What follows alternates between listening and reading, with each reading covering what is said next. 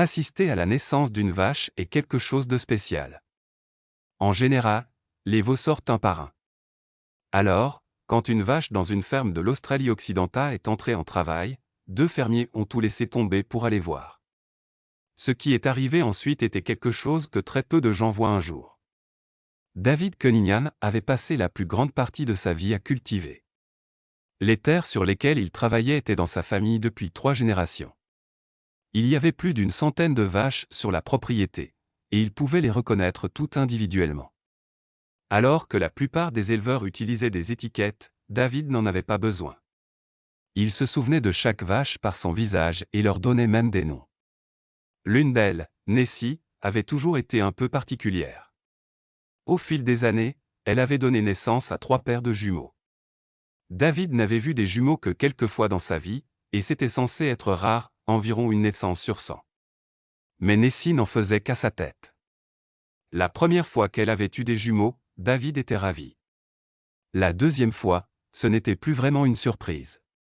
À la troisième, il s'était dit qu'elle avait un don pour ça. Pourtant, rien ne pouvait le préparer à ce qui allait suivre. Les jours précédant la date prévue de l'accouchement, David était sûr que ça allait recommencer. Un soir, alors qu'il parlait avec sa femme Julie, il dit « Je parie qu'il va y avoir plus d'une tête qui va sortir de Nessie ». Julie, même si elle n'avait pas grandi sur une ferme comme lui, en connaissait un rayon. Elle avait appris de David, mais maintenant elle était tout à fait capable de gérer seule. Elle accepta le pari. Le perdant devrait finir à la clôture autour de la propriété, une tâche brutale. Chaque poteau devait être creusé à la main, installé et relié avec du fil barbelé. Cela pouvait prendre un mois, voire plus. David fit mine d'hésiter. « D'accord, dit-il, l'air incertain. » Mais en serrant la main de Julie, il ne put s'empêcher de sourire. Julie plissa les yeux, se demandant déjà s'il ne préparait pas quelque chose. Le lendemain matin démarra normalement. Nessie était dans son enclos, se reposant avant la mise bas. David s'approcha et lui donna une petite tape affectueuse sur la tête. Elle appuya sa tête contre sa main. « Salut Nessie. Prête à faire sortir des jumeaux aujourd'hui, dit-il en riant. Elle hocha doucement la tête et s'éloigna vers le fond de l'enclos. Elle avait l'air fatiguée, ce qui était compréhensible. Porteur un veau, c'est déjà difficile. Des jumeaux, encore plus. David remplit sa mangeoire avec un mélange de maïs, d'avoine et d'herbe avant d'aller faire ses corvées du matin. Il nourrit les poules, ramassa les œufs, et cueillit quelques légumes du jardin. Il ne fut pas parti longtemps, peut-être 1 heure tout au plus. Mais en ce court laps de temps, tout avait changé.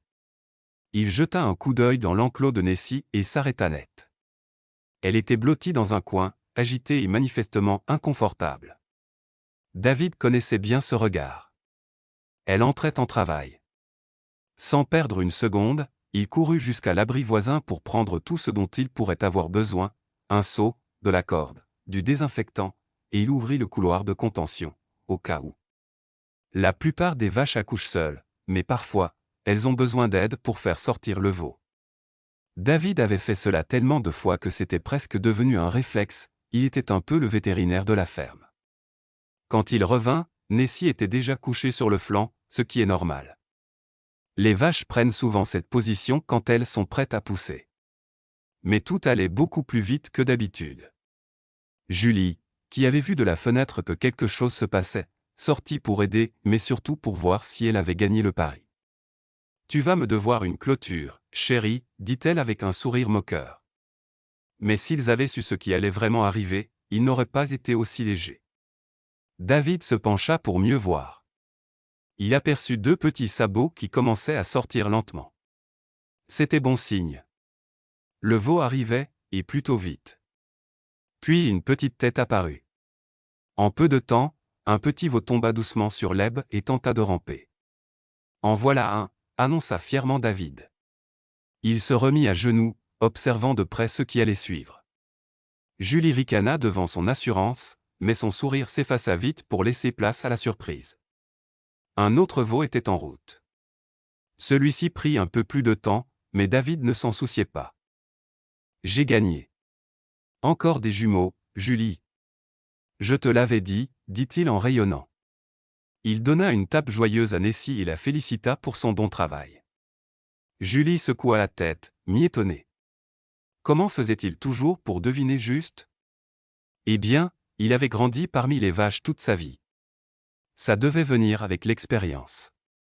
Mais ce qui se passa ensuite leur rappela à tous deux que personne ne sait tout. Alors qu'il rangeait et s'apprêtait à laisser Nessie se reposer avec ses petits, quelque chose n'allait pas, Nessie ne bougeait pas. Elle était toujours couchée, le corps tendu.